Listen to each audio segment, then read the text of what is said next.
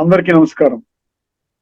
శ్రీమద్ భగవద్గీత ఆధ్యాత్మిక రహస్యాలు శీర్షిక ద్వారా శ్రీ త్రినాథ్ గారు ధారావాహిక ప్రసంగం చేస్తున్నారు. వారు ఈరోజు 70వ ప్రసంగం చేస్తున్నారు. శ్రీ త్రినాథ్ గారికి స్వాగతం. అందరికీ నమస్కారము. శ్రీమద్ భగవద్గీత ఆధ్యాత్మిక రహస్యాలు ఈ కార్యక్రమాన్ని వీక్షిస్తున్నటువంటి సోదర సోదరిమణులందరికీ కూడా హార్దిక స్వాగతం. మనం వర్తమానంలో భగవంతుడు ఒక్కరే పతిత పావనుడు అన్న అంశంపై చర్చిస్తూ వస్తున్నామని గత కొన్ని ఎపిసోడ్స్గా. అందులో ముఖ్యంగా మన ఆత్మని పతితంగా చేసేటువంటిది ప్రథమ వికారము కామ వికారం, అంటే సెక్స్ లస్ట్ లేక లైంగిక వాంఛ. ఇది ముఖ్యంగా గమనించవలసిన విషయం. ఎందుకంటే భగవంతుడు మనని సంపూర్ణంగా పవిత్రంగా తయారు చేసే లక్ష్యంతో 574 శ్రీ భగవాను వాచ శ్లోకాల మాధ్యమముగా తన సంతానమైనటువంటి 850 కోట్ల మనుష్యాత్మలకు ప్రత్యేకంగా పర్సనల్గా స్వయముగా శిక్షణ ఇస్తున్నారండి, బోధన ఇస్తున్నారు. సో ఆ కోణంలో వారు మనకి ఏం తెలియజేస్తున్నారు? భగవంతుడు విషయ వికారాలలో కామ క్రోధ లోభ మోహ అహంకారాలలో ప్రథమ వికారము కింద ఆ విధంగా పేర్కొనబడినటువంటి కామ వికారము వర్తమానములోని మనుషుల పరమశత్రువు అన్నాడు.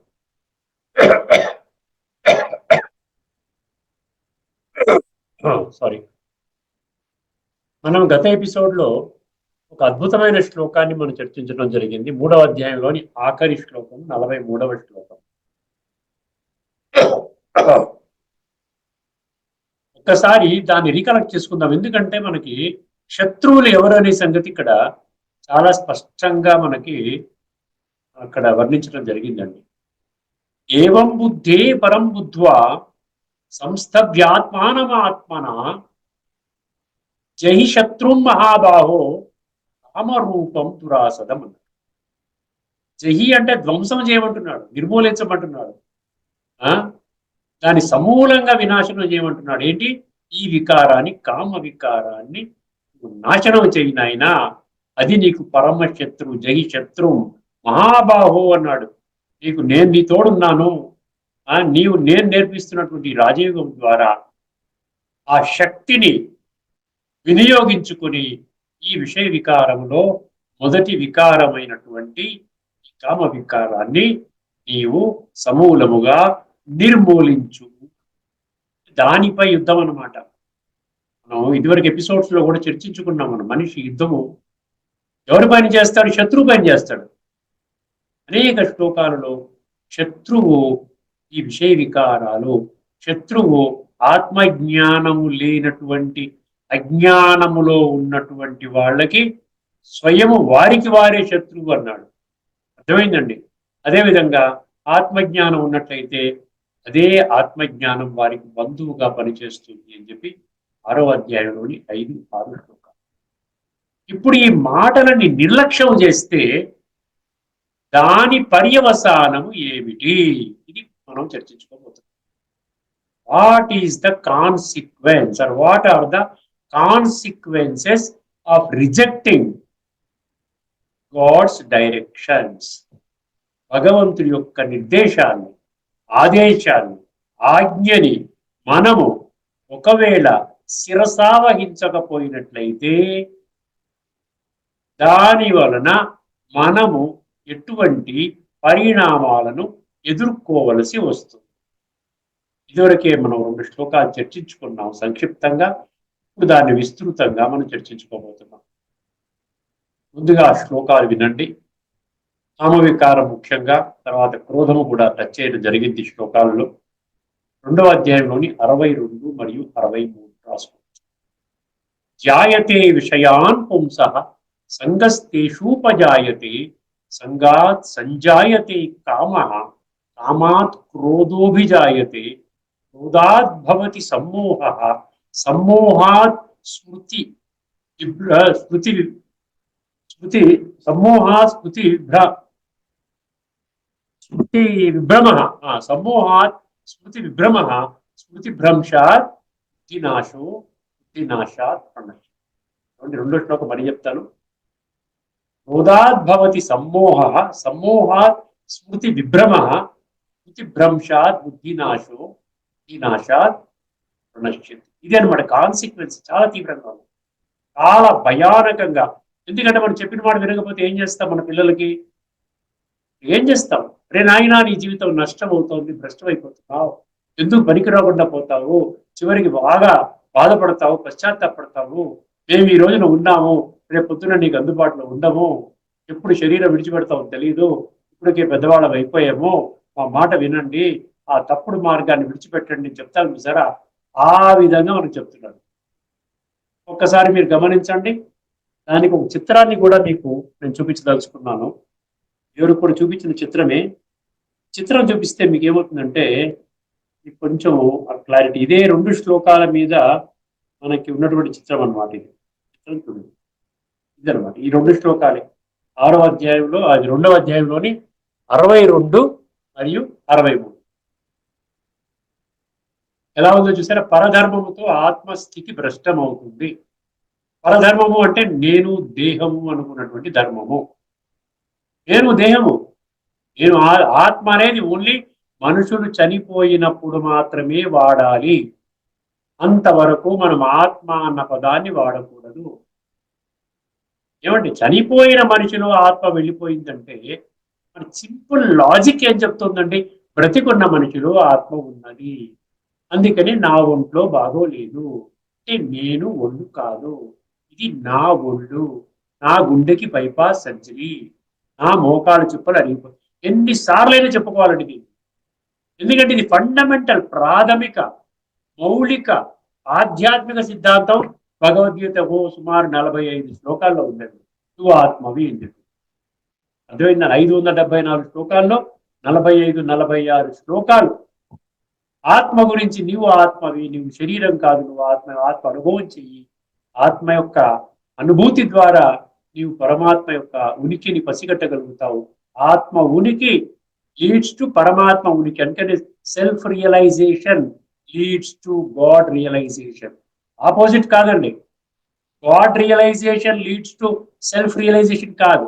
పరమాత్మ అనుభూతి ద్వారా ఆత్మ అనుభూతి కాదు, ఆత్మ అనుభూతి ద్వారా పరమాత్మ అనుభూతి. ఇదివరకే కొన్ని శ్లోకాలు చర్చించుకోవడం జరిగింది. ఇప్పుడు ఒక్కసారి ఈ శ్లోకాన్ని విశ్లేషణ చేసుకుందామండి. జాయతే విషయాన్. ఎందుకు ఇటువంటి పరిస్థితి వచ్చింది? ఆ చిత్రం చూశారు కదా, డబ్బు కేవలం ఒకటే. ఫస్ట్ చిత్రంలో లెఫ్ట్ సైడ్ మీకు చూడండి, ఆ నోట్ల కట్టలు చూపించారు. అక్కడ కేవలం ధన సంపాదన లక్ష్యమే, ఇంకొకటి లేదు. దాని నుండి టెన్షన్స్, రోగాలు, సమస్యలు, గొడవలు, కోర్టు కేసులు, కొట్టుకోవడాలు, చంపుకోవడాలు, విషయ వికారాల్లో దూరిపోవడం, ఇటు తోచకుండా కొంతమంది సూసైడ్ చేసుకుంటున్నారు. ఆ ఆస్తి పోయిందనో, లేకపోతే కోర్టుకి తగాదా పోయిందనో, కోర్టు కేసు పోయిందనో, లేకపోతే బిజినెస్లో లాస్ వచ్చిందనో, అప్పులు ఎక్కువైపోయాయని చెప్పి కొంతమంది సూసైడ్ చేసుకుంటారు. పరధర్మం అంటే గుర్తుపెట్టుకో. పరధర్మం అంటే ఇతరుల ధర్మం అని చెప్పి పుస్తకాల్లో రాసుకుంటారు. పరధర్మము అంటే ఇతరుల ధర్మము కాదు. పరధర్మం అంటే పర అంటే బయటి నుండి వచ్చేది, అంటే శరీరము పర, ఆత్మ స్వ. స్వధర్మము పరధర్మము. మనం ఇద్దరు కూడా చెప్పుకున్నాం. జాయతే విషయాన్ పుంసః. పుంసః అంటే పురుషుడండి, మనిషి. పురుషుడు అంటే మనిషి. పురుష ఎందుకు వాడుతున్నాడు అంటే ఇక్కడ స్త్రీ పురుషలో పురుష కాదు. అక్కడ పురుష అంటే సంస్కృత పదం అర్థము ఆత్మ. ప్రకృతి అంటే దేహము. ఇక్కడ దేహము ఆత్మ రెండిటి యొక్క కలయిక జీవాత్మ. జీవుడు అంటే ప్రకృతి, ఆత్మ అంటే ఈ విధంగా పురుష. ఇక్కడ పుంస అంటే పురుష. ధ్యాయతే అంటే విషయ చింతన. ధ్యాయతే విషయాను పుంస. విషయాన్ అంటే ఏంటి? విషయ వికారాలు. దేని మూలంగా వస్తాయి? ఇక్కడ ఇంద్రియ విషయాలు. విషయ ఏమంటారు? శబ్ద స్పర్శ రూపరసగంధ ఇంద్రియ విషయాలు, సెన్స్ ఆబ్జెక్ట్స్ అంటారు. ఈ వీటిని కంట్రోల్లో పెట్టుకోవాలి మనం. ఏవి వినాలి, ఏది చూడాలి, ఏది తినాలి, ఎక్కడికి వెళ్ళాలి అనమాట. శబ్ద స్పర్శ రూప రస గంధ. ఎప్పుడు ఈ విషయాల్ని చింతన చేసుకున్న మనిషి, ధ్యాయతి అంటే చింతన, నిరంతరం అదే చింతన. ఏదో ఒక పోస్టర్ చూస్తాడు, సినిమా పోస్టర్ చూస్తాడు, ఆ చెత్త సినిమా పోస్టర్ చూస్తాడు, ఆ చింతననే నడుస్తుంది. ధ్యాయతే విషయాన్ పుంసః సంగస్తేషూపజాయతే. ఏషు అంటే వాటి యందు, ఏ యొక్క చిత్రాలను చూశాడో, ఏదైతే అక్కడ మీరు ఏదైనా కానివ్వండి, ఈ యొక్క శబ్దస్పర్శ రూపరసగంధ రూపం తీసుకుందాం ఉదాహరణకి. కళ్ళు ఒక సినిమా పోస్టర్ని చూసింది, లేకపోతే ఒక చూడకూడని ఒక చిత్రాన్ని చూసింది. ధ్యాయతే విషయాన్ పుంస. సంగ అంటే ఏంటి? దానితో కనెక్ట్ అయిపోయింది, ఆసక్తి జనరేట్ అయ్యింది. ముందు చూసింది అంతే, ముందు చూసింది, చూసిన తర్వాత సంగ అంటే ఆసక్తి వచ్చేసింది. సంగస్తేషు, తేషు అంటే వాటిపై, ఉపజాయతే అంటే ఆసక్తి కలిగింది. సంగస్తేషూపజాయతే సంగాత్ సంజాయతే కామ. ఇక్కడ చూడండి, ఈ సాంగత్యం, సంగ అంటే కనెక్షన్, ఆ యొక్క ఆసక్తి, ఈ ఆసక్తి వలన అది పొందాలని కోరిక జనరేట్ అయింది. ఇప్పటి వరకు ఇంద్రియాలు పనిచేస్తాయి, ఇప్పుడు మనసు పిక్చర్లోకి వచ్చింది. మనసు అంటుంది, నాకు ఇది కావాలి, ఈ సినిమాకి వెళ్ళాలి, ఈ వస్తువు కావాలి, ఈ మ్యూజిక్ వినాలి, ఈ ఆహారాన్ని తినాలి, ఈ విధంగా కామ వికారం నాకు కావాలి. సంగస్తేషూపజాయతే సంగాత్ సంజాయతి కామ. అర్థమైందండి? అక్కడ అల్టిమేట్ గా మనకి ఏంటంటే కామ వికారము ఆ విధంగా ఆసక్తి కలుగుతుంది. దీనిలో ఎవరన్నా అడ్డు తగిలేరనుకోండి, ఏమవుతుంది? ఇప్పుడు నేను ఏదైతే కోరుకున్నానో ఆ కోరుకున్నటువంటి వస్తువు నాకు అందుబాటులో లేకపోయినట్లయితే, ఎవరైనా ఆటంకము కలిగించినట్లయితే, విఘ్నకారకులైనట్లయితే, వారి పట్ల నాకు కోపం వస్తుంది, క్రోధము. సంగాత్ సంజాయతి కామ, కామాత్ క్రోధోభిజాయతి. ఒకటి తర్వాత ఒకటి ఎట్లా వస్తుంది చూడండి.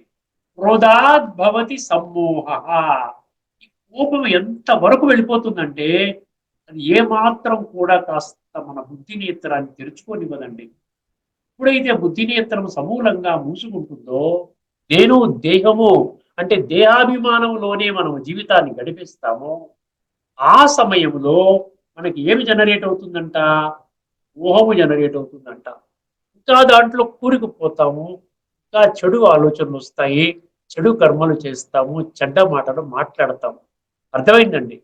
మోహాత్ ఏమన్నారు? క్రోధాద్భవతి సమ్మోహ. ఈ సమ్మోహ అంటే మోహం అంటే ఈ యొక్క వినాశీ వస్తువుపై ఆకర్షణ, దేహముపై ఆకర్షణ. ఆత్మజ్ఞానం కంప్లీట్ గా ఎక్కడ మనకి అర్థము కాదు. ఎవరు చెప్పినా వద్దండి, మాకు ఈ జ్ఞానమే వద్దండి, మాకు మీరు ఏదేదో చెప్తున్నారు, మాకు అవసరమే లేదండి, ఆత్మజ్ఞానం మాకు అవసరం లేదు, ఇప్పుడే బ్రహ్మాండంగా మేము ఎంజాయ్ చేస్తున్నాము. ఏం ఎంజాయ్ చేస్తున్నారు? వినాశీ ఇంద్రియ సుఖ భోగాలను అనుభవం చేయటం కోసం జీవితాన్ని పణంగా పెట్టుకున్నారు. క్రోధాత్ భవతి సమ్మోహ, సమ్మోహాత్ స్మృతి విభ్రమ. సమ్మోహాత్ స్మృతి విభ్రమ ఏంటంటే ఎంత బాగా చెప్తున్నాడు. ఈ సమ్మోహం అంటే దైహిక భ్రాంతి నుండి అంతా భౌతిక తత్వమే, ఆధ్యాత్మిక తత్వం లేదు, అభౌతిక తత్వం లేదు, సూక్ష్మతత్వం లేదు, ఆత్మజ్ఞానం అవసరం లేదు. అర్థమైందండి? సమ్మోహాత్ స్మృతి విభ్రమ. దీనివల్ల ఏమి స్మృతి పోయిందంట? స్మృతి అంటే జ్ఞాపక శక్తి. జ్ఞాపకం, ఏం జ్ఞాపకం పోయిందంట? అసలైనటువంటి సత్యం నుండి మనం దూరం అయిపోయామండి. స్మృతి విభ్రమ అంటే వెళ్ళిపోయింది. ఇప్పుడు స్మృతి ఏది వెళ్ళిపోయిందో మనం గమనించాలి, అది మనం తెచ్చుకోవడం ప్రయత్నం చేస్తాం. ఏం వెళ్ళిపోయిందండి? నేను ఆత్మని, ఇది దేహము, ఇది నా దేహము అన్న సత్యమైనటువంటి జ్ఞానము నుండి దూరం అయిపోయాం. అది మన జీవితం నుంచి వెళ్ళిపోయింది ఒక్కసారి. దేనివల్ల వెళ్ళిపోయింది? స్టార్టింగ్ ఎక్కడి నుంచి వెళ్ళిపోయింది? విషయ వికారాల చింతన నుండి చివరికి ఎక్కడికి దారి తీసిందంటే మన యొక్క అస్తిత్వాన్ని మరిచిపోయేటువంటి స్థితికి దారితీస్తుంది. ఆత్మ యొక్క ఉనికిని సమూలంగా విస్మరణకి ఆ విధంగా వెళ్ళే విధంగా దారి తీసింది. స్మృతి విభ్రమ, స్మృతి భ్రంశాత్.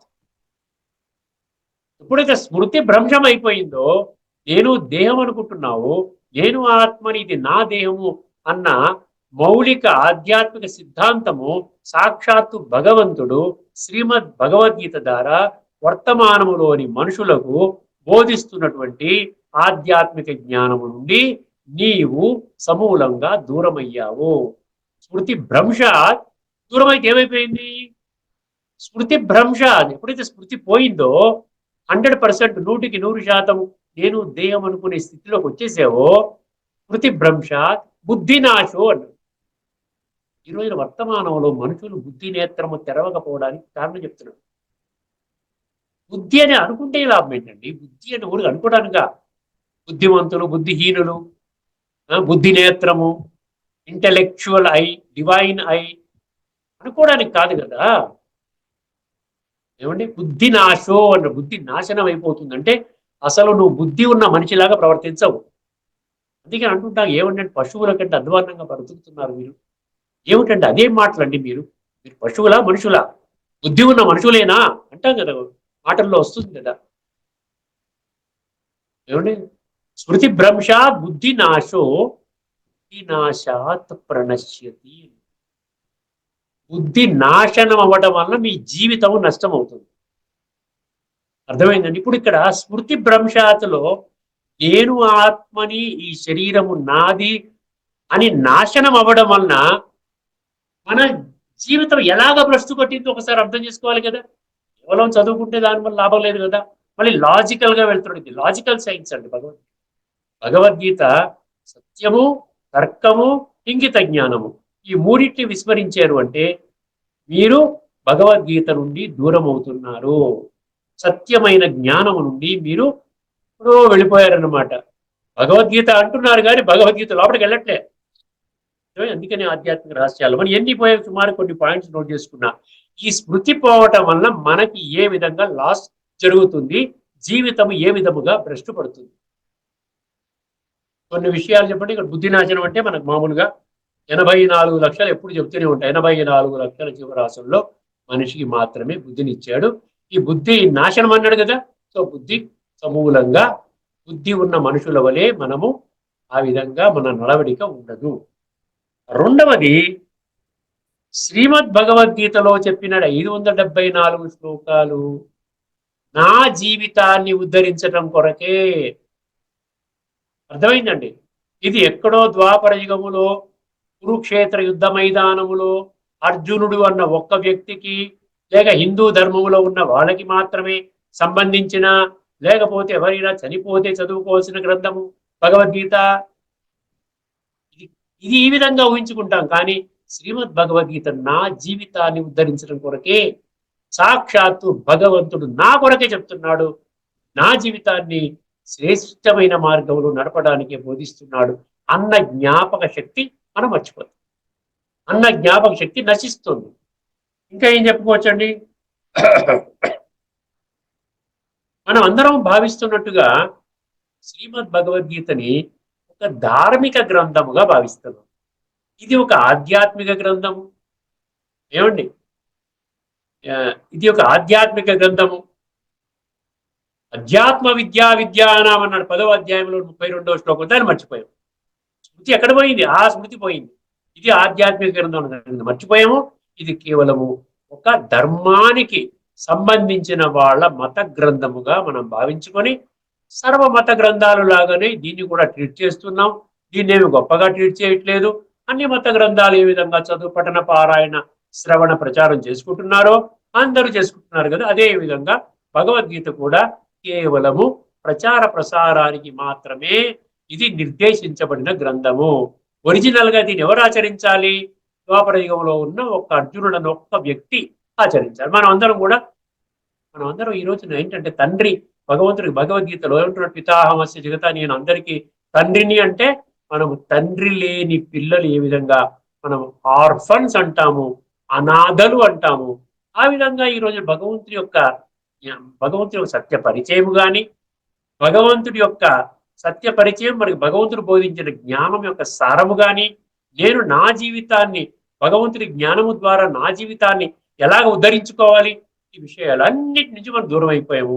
వర్చువల్ గా చెప్పాలంటే అనాథలు అని భగవంతుడు అంటున్నాడు. ఎందుకంటే భగవంతుని గుర్తించలే కదా. తండ్రి ఉన్నాడు, కానీ తండ్రిని కొద్ది మంది మాత్రమే గుర్తించటం జరిగింది. నాలుగో విషయం, ఏ విధంగా అయితే ఈ రోజున భగవద్గీతలో ఎన్నో శ్లోకాల ద్వారా నీవు శరీరము కావు, శరీరం అనేది వినాశనము అవుతుంది, శరీరం అనేది విడిచిపెడతావు, మళ్ళీ మార్చుకుంటావు, కొత్త శరీరం వస్తుంది, వాసాంసి జీర్ణాన్ని యథా విహాయ అన్నాడు చూసారా. పుట్టినవాడు మరణిస్తాడు, మరణించిన వాడు మళ్ళీ జన్మ తీసుకుంటాడు. ఇలా అనేక శ్లోకాల్లో చెప్పిన విధముగా నీవు నీ యొక్క ఉనికిని మర్చిపోతావు. నేను దేహము అన్న విధములోనే నీవు 365 రోజులు 24 గంటలు గడిపి ఆ విధంగానే జీవితాన్ని చాలిస్తావు. అంటే నిన్ను నీవు అర్థం చేసుకోకుండానే వెళ్ళిపోతావు. ఈ సత్య పరిచయాన్ని భగవంతుడు అనేక శ్లోకాల్లో చక్కగా చాలా స్పష్టంగా సరళమైన భాషలో మీకు చెప్తున్నా కూడా, ఎందుకంటే బుద్ధి నాశనం అయిపోయింది కాబట్టి నీవు అర్థం చేసుకోలేవు. దీనికి కారణంగా శ్రీమద్ భగవద్గీత ఏం చేసామండి, కేవలము ఒక శాస్త్రముగా గుర్తించాము. అన్ని శాస్త్రాలకు ఇచ్చినటువంటి గుర్తింపే దానికి ప్రాముఖ్యతని దానికి కూడా ఇస్తున్నాము. వేదాలు, ఉపనిషత్తులు, బ్రహ్మసూత్రాలు, ఇతిహాసాలైన మహాభారత రామాయణ ఇతిహాసాలు, అదేవిధంగా భగవద్గీత అన్నీ ఒకటే. ఏదో ఒకటి ఏది చదువుకున్నా పర్వాలేదు, స్వర్గానికి వెళ్ళిపోతామని ఒక భ్రమ భ్రాంతిలో మనుషులు పడిపోయి సాక్షాత్తు భగవంతుడు మాటలు, భగవంతుడు స్వయముగా పలికిన మహావాక్యాలు, శ్రీ భగవాను వాచ, ఈ పుడమిలో మనుషులకు అందుబాటులో ఉన్న ఏ గ్రంథము, ధార్మికము కానీ ఆధ్యాత్మికము కానీ ఎక్కడ రెండవ గ్రంథం అంటూ లేదండి. శ్రీ భగవాను వాచ. సో భగవంతుడు చెప్తున్నటువంటి మాటల్ని కూడా మనుషులు శాస్త్రాలు అనే పేరుతో రాయబడిన అనేక గ్రంథాలతో సమానంగా దాన్ని కూడా జోడించేసి భగవంతుడు చెప్పిన మాటలకి మనుషులు చెప్పిన మాటలకి తేడా లేకుండా ఈ రోజున అన్నీ కూడా పఠన పారాయణ శ్రవణ ప్రచార ప్రసారానికి అంకితము చేయడం జరిగింది. ఇక్కడ శ్రీమద్ భగవద్గీత సర్వశాస్త్రమై శిరోమణి అన్న విషయం కూడా మర్చిపోయింది. అంటే స్మృతి విభ్రమ అంటే ఎన్ని నష్టాలు జరుగుతున్నాయో మీరు గమనించండి ఒకసారి. అదేవిధంగా మనం అనుకోవడానికి మాత్రం ఎన్నో అనుకుంటామండి, అందరినీ కలిపే విధంగా మనం అనుకుంటాం, కానీ అనుకోవడానికే ఉంది కానీ దాన్ని ఆచరణలో పెట్టడం లేదు. ఉదాహరణకి మనం ఏంటంటాం, వసుదైవ కుటుంబకం అంటాం. దానివల్ల ఏమైంది చెప్పండి, సర్వమానవ సౌభ్రాతృత్వం అన్నాం. ఆ విధంగా అనటం వల్ల మనకి ఏమైనా ప్లస్ అవుతుందా, మన జీవితంలో ఏమైనా యాడ్ అవుతుందా? సర్వే జనా సుఖినో భవంతు అంటున్నాం, దానివల్ల ఏమైనా ఉపయోగపడిందా? లోకా సమస్త సుఖినో భవంతు అంటున్నాం, అంటే ఏమైంది? మనం ఏదో అంటున్నాం, అందరూ సుఖంగా ఉండాలి అని భగవంతుని ముందు ప్రమాణం చేస్తున్నాము, కానీ ఆ ప్రమాణాన్ని మన జీవితంలో నిలుపుకోవడానికి, ఆచరించడానికి దానికి ఎటువంటి ప్రయత్నము కూడా మనము చేయలేకపోవడానికి ఈ స్మృతి విభ్రమ కారణము. అర్థమైందండి? ఒకవైపున మనము త్వమేవ మాతాచ పితా త్వమేవ అంటున్నాం, అల్లాహు అక్బర్ అంటారు, హెవెన్లీ గాడ్ ఫాదర్ అంటారు, ఏక్ ఓంకార్ అంటారు సిక్కు మతం వాళ్ళు. ఇలా అనేక ధర్మాల వాళ్ళు మేము నమ్ముకున్న భగవంతుడే విశ్వానికి భగవంతుడు, మేము నమ్ముకున్న భగవంతుడే విశ్వానికి భగవంతుడు. ఉదాహరణకి క్రైస్తవులు జీసస్ క్రీస్టే ప్రపంచానికి భగవంతుడు, అదే ప్రచారం చేస్తున్నారు. అల్లా ఒక్కడే భగవంతుడు, అదే ప్రచారం చేస్తున్నారు. గౌతమ్ బుద్ధుడు ఒక్కడే భగవంతుడు, ప్రచారం చేస్తున్నారు. గురునానక్ గారు ఒక్కడే భగవంతుడు, ప్రచారం చేస్తున్నారు. ఏ ధర్మానికి చెందిన వాళ్ళు వాళ్ళ ధర్మ స్థాపకులను భగవంతుడిగా ప్రచారం చేస్తున్నారు. ఇప్పుడు ఏమైపోయింది? చాలా మంది భగవంతులు అయిపోయారు. అందరూ భగవంతులే, 33 కోట్ల దేవీ దేవతలు భగవంతులే, ధర్మపితలు ధర్మస్థాపకులు భగవంతులే. అనేక ఎన్ని ధర్మాలు ఉంటే అన్ని ధర్మస్థాపకులు ఉన్నారు. అదేవిధంగా వేల సంఖ్యలో, వందల సంఖ్యలో ఋషులు, మునులు, పీఠాధిపతులు, మహామండలీశ్వరులు, జగద్గురువులు, సన్యాసులు, సాధువులు ఎంతమంది ఉన్నారండి? ఎంతమంది ఉన్నారు చెప్పండి? ప్రతి ఊళ్ళో మీకు దొరుకుతారు. మేము కాన్ఫరెన్స్ పెడుతుంటాం, సాధు సంత సమ్మేళనం పెడుతుంటాం, ప్రతి సంవత్సరం ఒకటి రెండు పెడుతుంటాం. ఎంతమంది వస్తారు? కొన్ని వందల మంది వస్తారు.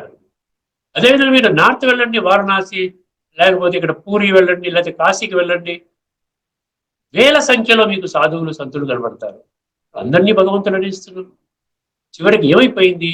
స్వమేవ మాతాచ పితాత్మమేవ అన్నప్పటికీ నీ ఒక్కడివే నా తల్లివి తండ్రివి అని భావిస్తున్నప్పటికీ కూడా ఆ తల్లి తండ్రిని మనము గుర్తించలేకపోవడానికి స్మృతి విభ్రమ కారణం. గుర్తుపెట్టుకోండి.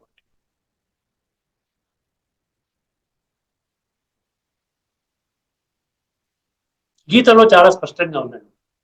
స్వర్గము అంటాం, నరకం అంటాం. కానీ స్వర్గము నరకం అంటే మనకు తెలుసా ఏమన్నా? స్వర్గం అంటే ఏమిటి, నరకం అంటే ఏమిటి? స్వర్గం అంటే మనం ఏమనుకుంటాం? ఆకాశంలో ఎక్కడో ఉంటుంది, ఎక్కడో పైన ఇంద్రుడు, అక్కడ రంభ, ఊర్వశి, మేనక, తిలోత్తమ వగైరా డాన్సర్స్ అందరూ కూడా ఇంద్రుడు ఆ లోకంలో ఉండి దేవదేవతల్ని ఆనందపరుస్తారు, పైన ఉంటుంది అంటాం.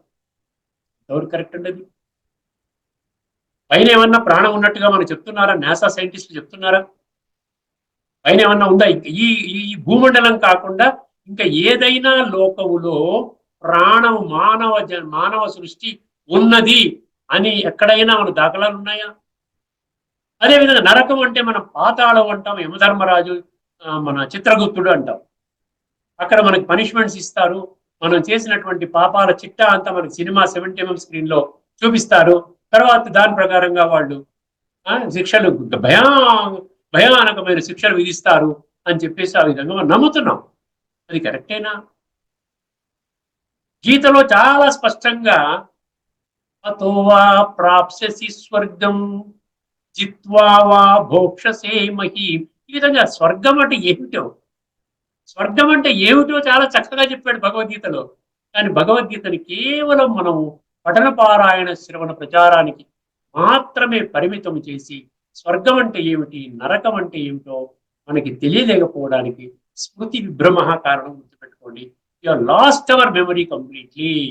ఏ మెమరీ అయితే భగవంతుడు మనకి ఇచ్చాడో ఆ మెమరీని మనం ఏం చేసామంటే మూసేసుకున్నాం అనమాట.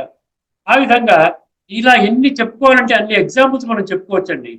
మనం ఏం చేస్తున్నాం దైనందిన జీవితంలో? మనం ఏం చేస్తున్నాం చెప్పండి ఒక్కసారి. పూజలో పునస్కారాలు ఏం చేస్తాం? నమస్కారం అంటాం, తల వంచుతాము, అదేవిధంగా సాష్టాంగ దండ ప్రమాణం చేస్తాము, 3 సార్లు మాలలు తిప్పుకుంటూ యాని కానిచ పాపాని జన్మాంతర కృతానిచ అంటాము. పాప హరో దేవా జయ జగదీశ హరే విషయ వికార మిటావో అంటాం కదా. కేవలం అంటే వచ్చేస్తుందా? నేనేమి చెయ్యక్కర్లేదా? ఈ రోజున పాపమే పెరుగుతోంది కదండి. పతిత మనుషులే పెరుగుతున్నారు, పావనులంటూ ఎవరు లేరు. పతిత పావన అంటాం, ఏమి లాభం దానివల్ల? సో ఈ విధంగా if character is lost everything is lost అని చెప్తాం. What is that everything is lost? ఏమి మనం పోగొట్టుకున్నాం తెలుసునా మనకి? హెల్త్ ఈజ్ వెల్త్ అంటున్నాం, ఆరోగ్యమే మహాభాగ్యం అంటున్నాం. కానీ ఎందుకు ఆరోగ్యం పాడైపోతుంది ఈ రోజున? ఎవరైనా 100 సంవత్సరాలు బ్రతుకుతున్నారా ఈ రోజున? ఎక్కడైనా 100 సంవత్సరాలు ఎక్కడో దగ్గర మొత్తం హైదరాబాద్ సికింద్రాబాద్ మొత్తం అంతా ఎత్తుకుతే ఒక 5 10 మంది ఉంటారండి. ఎంతమంది? ఎన్ని కోట్ల మంది ఉన్నారు? ఒక 3 కోట్ల మంది ఉంటే ఎందుకు మనం ఆరోగ్యానికి ప్రాధాన్యత ఇవ్వటం లేదు? కేవలం ధనార్జన కోసమే మనం ప్రాధాన్యత ఎందుకు ఇవ్వడం జరుగుతుంది? ఆలోచించండి ఒకసారి. ఇవన్నిటికీ మూల కారణము ఏమిటండి? ఆ విధంగా మన మన మనసులో ఉన్న బిలీఫ్ సిస్టమ్స్ ఏవైతే ఉన్నాయో దానిని మనము వాస్తవములో అప్లై చేయలేకపోవడానికి స్మృతి విభ్రమ ఇదే మనకి కారణము. సో ఈ విధంగా మనం చూసినట్లయితే ఈ శ్లోకం మనకి ఏం చెప్తుందండి? ధ్యాయతే విషయాన్ పుంసః సంగస్తేషూపజాయతే సంగాత్ సంజాయతే కామః కామాత్ క్రోధోభిజాయతే క్రోధాద్భవతి క్రోధాద్భవతి సమ్మోహః సమ్మోహాత్ స్మృతి విభ్రమ. అండర్లైన్ చేసుకోండి. స్మృతి విభ్రమ అంటే loss of memory, memory of truth, memory of logic, memory of common sense. ప్రతి దానిలో మీరు బుద్ధిని వాడుకుంటారు. ఏమి తినాలి, ఏమి వస్త్రం వేసుకోవాలి, అన్నిట్లో బుద్ధిని వాడుకుంటారు. కేవలము మన స్వయాన్ని, మన యొక్క ఉనికిని తెలుసుకోవడానికి, ఆత్మ యొక్క ఉనికిని, పరమాత్మ యొక్క ఉనికిని తెలుసుకోవడానికి మనం ఏం చేస్తున్నామండి? Are closing our intellect. అందువల్ల ఏమైపోయిందండి, స్మృతి భ్రంశాత్ బుద్ధి నాశో వినాశాత్ ప్రణశ్యతి. ఇప్పుడు మీకు ఇందులో ఉన్న చదువుతాను, దాంతో ఈ ఎపిసోడ్ మనం పూర్తి చేసుకున్నట్టు అవుతుంది. తర్వాత మరికొన్ని విషయాలు, భగవంతుడే పతిత పావనుడు అన్న, only one God is only purifier of the souls అన్నమాట.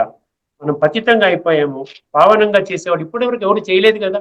ఇన్ని రకాల పూజలు పునస్కారాలు యజ్ఞాలు యాగాలు జపాలు తపాలు నోములు వ్రతాలు ఇన్ని చేస్తున్నా కూడా పావనంగా అవుతున్నామండి అని చెప్పి మనం భ్రమపడుతున్నాం. గంగా నదిలో మునిగితే మనం పావనంగా అవుతాం, భ్రమ, ఒక విశ్వాసము. విశ్వాసమే కానీ నిజంగా ఇప్పుడు గంగా నది పుష్కరాలు కుంభమేళాలో 45 కోట్ల మంది మునిగారు. అందరూ పావనం అయిపోయారా?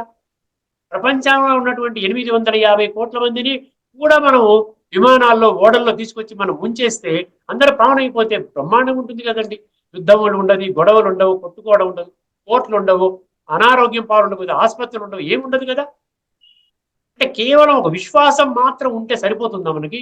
ఆ విధంగానే నడుచుకోమని చెప్పి ఏదైనా శాస్త్రం చెప్పిందా? ఒక్కసారి మనం గమనించినట్లయితే మనకి అర్థమవుతుంది. ఎక్కడ పప్పులో కాలేసామండి? స్మృతి విభ్రమ. We have lost our identity. That is the root cause of all problems. ఒకసారి వినండి, ఇందులో ఏమి చెప్పాడు? విషయ చింతన చేయు పురుషునకు ఆ విషయముల యందు ఆసక్తి ఏర్పడును. ఆసక్తి వలన ఆ విషయములను పొందుటకై కోరికలు కలుగును. ఆ కోరికలు తీరనప్పుడు క్రోధము ఏర్పడును, యాంగర్. తర్వాత అట్టి క్రోధము వలన వ్యామోహము కలుగు. మోహము అంటే అటాచ్మెంట్ అండి. Attachment means attachment to the body. I am the body, I'm a soul, this is my body కాదు, I am the body. I am the body means you're not going to realize anything అనమాట. Because soul purification అనేది it will always remain impure and ultimately soul leaves in impured condition. అపవిత్రంగా వెళుతోంది, చివరికి it will take only a birth తీసుకుంటుందండి?